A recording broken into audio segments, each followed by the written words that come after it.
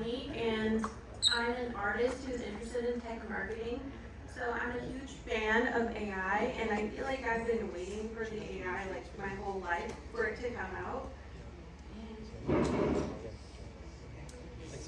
And I know there's a lot of controversy when it comes to AI art and if it's ethical, but from my point of view, it's a tool, not a threat, and it's here to help creators. So in my opinion, AI art has become like increased the bar when it comes to art.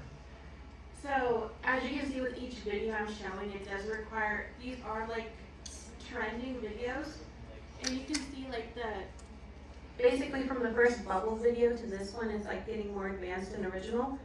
So when it, but for example, when it comes to writing, let's say I want to publish a book. However, my abilities rely on like writing, not the editing or the marketing. When you're a self-published author, you have to basically be the entire team for yourself.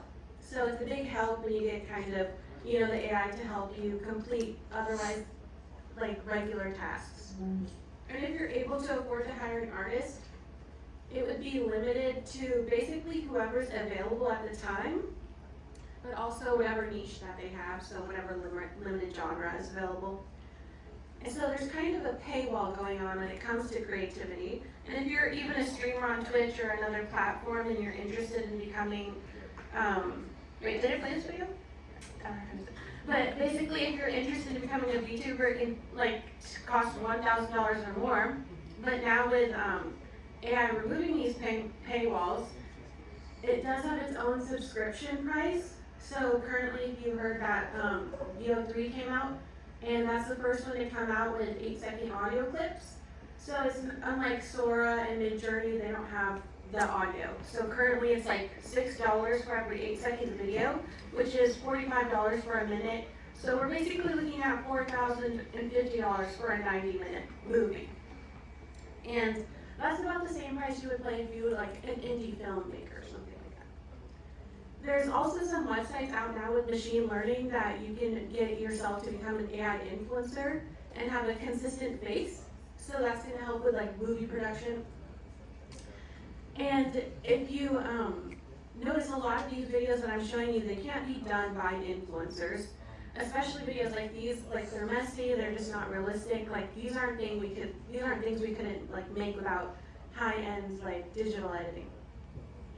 And I've showed you the order of also trends, so that each trend has like a shelf life.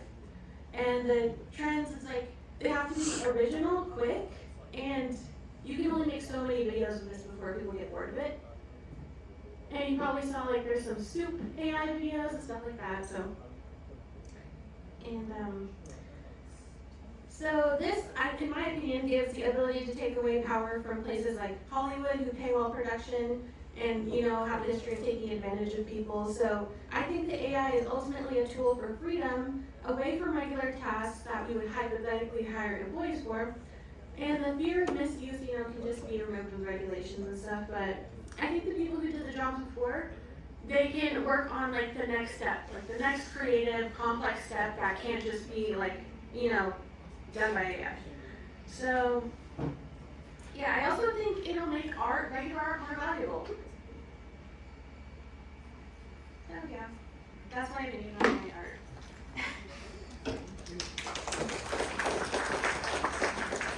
I'm just really passionate about AI art, so yeah. Thanks so much. Thank